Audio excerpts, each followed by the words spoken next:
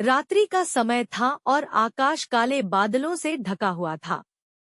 ज़ारा, एक 20 वर्षीय लड़की, एक पुरानी और वीरान हवेली में दाखिल हुई। वह अपने दोस्तों के साथ सत्य या साहस का खेल हार गई थी, और शर्त यह थी कि वह प्रेतवाधित हवेली के अंदर केवल 10 मिनट बिताएगी। वह हवेली, जो कई वर्षों से खाली थी, अपनी परी शिकार कहानियों के लिए गांव में प्रसिद्ध थी। ज़ारा ने कांपते हाथों से हवेली का दरवाजा खोला। अंदर घुप्पा अंधेरा था और दीवारों पर पुराना पेंट उखड़ रहा था। उसके पैरों के नीचे फर्श चरमराने लगे। उसने अपने फोन की टॉर्च चालू की और अंदर चली गई। कमरे की हवा भारी और बोझिल थी और ऐसा लग रहा था मानो कोई उसे देख रहा हो। ज़ारा ने सोचा, यह सिर्फ एक भ्रम है। मुझे 10 मिनट लगाकर बाहर निकलना होगा। लेकिन जैसे ही वह एक अंधेरे कमरे में दाखिल हुई, दरवाजा अचानक अपने आप बंद हो गया। ज़ारा ने घबराकर पीछे देखा, लेकिन दरवाजे पर कोई नहीं दिखा। उसका दिल तेजी से धड़कने लगा। कमरे में हर जगह धूल थी और एक कोने में एक पुराना पालना था जो धीरे धीरे हिल रहा था।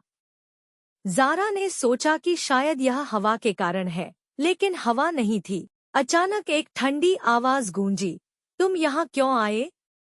ज़ारा के हाथ से फोन गिर गया और उसकी चीख अंधेरे में गूंज गई। वह झट से जमीन पर गिर पड़ी और फोन उठाने की कोशिश करने लगी। जैसे ही वह फोन पकड़ती है, उसकी टॉर्च फिर से जलती है और उसे अपने सामने एक बूढ़ी, फीकी आकृति खड़ी दिखाई देती है। वह एक महिला की छवि थी, जिसने सफेद कपड़े पहने हुए थे और उसकी आंखें सूनी थी। ज़ारा ने कांपते हुए कहा, मैं शर्त हारकर यहाँ आई हूँ। मेरे पास केवल 10 मिनट है और फिर मैं चली जाऊंगी। शाबिया ने मुस्कुराते हुए कहा, ये 10 मिनट आपकी जिंदगी के सबसे लंबे 10 मिनट होंगे। उसके बाद कमरे में अजीब सी आवाजें गूंजने लगी। कभी हंसने की आवाज आती, कभी बच्चों के रोने की, कभी दरवाजा खटखटाने की। ज़ारा ने अपनी घड़ी की ओर देखा। अभी 2 मिनट ही बीते थे, लेकिन ऐसा लग रहा था जैसे सदियां लग गई हों।